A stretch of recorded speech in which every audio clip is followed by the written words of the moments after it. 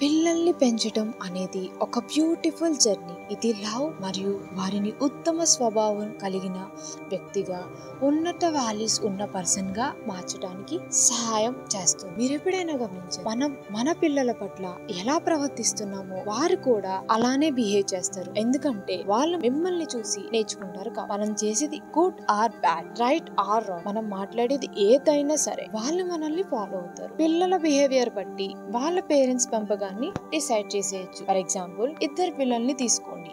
ఒకరు very angry, ఒకరు చాలా క్లామ్. ఆ పిల్లలకి ఆ kind of behaviour by birth అయితే వచ్చి ఉండదు. వాళ్ళు పెరిగిన ఎన్విరాన్మెంట్ ఆర్ వాళ్ళపై వాళ్ళ పేరెంట్స్ ట్రీట్ చేసిన విధానం వాళ్ళ బిహేవియర్ కి కారణం అవుతుంది. ఈ వీడియోలో మనం అసలు పిల్లలతో మనం ఎలా బిహేవ్ చేయాలి, పిల్లల్ని ఎలా కేర్ చేయాలి, ఎలా పెంచాలి అనే టాపిక్ మీద మాట్లాడుకుందాం. దీనిని నేను కొన్ని వేస్ లో చెప్పాలనుకుంటున్నాను. అందులో మొదటిది, క్రియేట్ ఏ స్ట్రాంగ్ బాండ్, బలమైన బంధం నిర్మించడం. మీ పిల్లలతో క్వాలిటీ టైం స్పెండ్ చేయండి, వాళ్ళతో ఎక్కువ ఇంటరాక్ట్ అవ్వండి. ఇప్పుడు ఉన్న మన బిజీ లైఫ్ లో కొంచెం కష్టమైన ట్రై చేయండి. వాళ్ళతో టైం స్పెండ్ చేయడం, వాళ్ళకి ఇష్టమైన యాక్టివిటీస్ లో పార్టిసిపేట్ చేయడం. పేరెంట్స్ అండ్ చిల్డ్రన్ లా కాకుండా ఫ్రెండ్లీనెస్ బిహేవియర్ మెయింటైన్ చేస్తే వాళ్ళ ఐక్యూ కూడా పెరిగే ఛాన్సెస్ ఎక్కువ ఉంటాయి. ఈ మెచ్యూరిటీని గ్రాస్ప్ చేసే క్యాపబిలిటీ కూడా కొంతమంది హైపర్ యాక్టివ్ పిల్లలకు ఉంటుంది. మీ పిల్లలకు హగ్, కిస్ల ద్వారా మీ లవ్ ని ఎక్స్ప్రెస్ చేయండి అండ్ వాళ్ళకి ధైర్యం ఇవ్వడం, సపోర్టివ్ గా ఉండడం వాళ్ళలో సెల్ఫ్ కాన్ఫిడెన్స్ ని బూస్ట్ చేస్తుంది. పిల్లల ఫీలింగ్స్ కి ఇంపార్టెన్స్ ఇవ్వండి, వారిలో ఉన్న టాలెంట్ ని గుర్తించండి, యాక్సెప్టెన్స్ తో రెస్పాండ్ అవ్వండి. Next, quality communication. మనం ఏం మాట్లాడుతున్నామో వాళ్ళు కూడా అలానే మాట్లాడతారు. సో మీ ఎవ్రీ వర్డ్ ని వాళ్ళు వింటున్నారని గమనించండి. పిల్లలతో మాట్లాడేటప్పుడు ఐ టు ఐ కాంటాక్ట్ ఇచ్చి మాట్లాడు. మీ మాటల్లో ఎలాంటి హానికరమైన భయాలు లేకుండా వారితో క్లారిటీగా మాట్లాడు. పిల్లల వయసుకు సరిపోయే మాటలు మాట్లాడండి. క్లిష్టమైన పదాలు లేదా అర్థం లేని పదాలు యూజ్ చేయకుండా సింపుల్ గా చిన్న మాటల్లో వారికి అర్థమయ్యేలా చెప్పండి. ఎలాంటి వాదనలు, విమర్శలు లేకుండా వారి ఫీలింగ్స్ ని షేర్ చేసుకునేందుకు ఎన్విరాన్మెంట్ ని క్రియేట్ చేయండి. నెక్స్ట్ వచ్చేసి, setting boundaries and discipline. Consistent గా రూల్స్ ని మెయింటైన్ చేయండి. మీరు వాళ్ళ నుంచి ఏం ఎక్స్పెక్ట్ చేస్తున్నారో వాళ్ళకి అర్థమయ్యేలా చేయండి.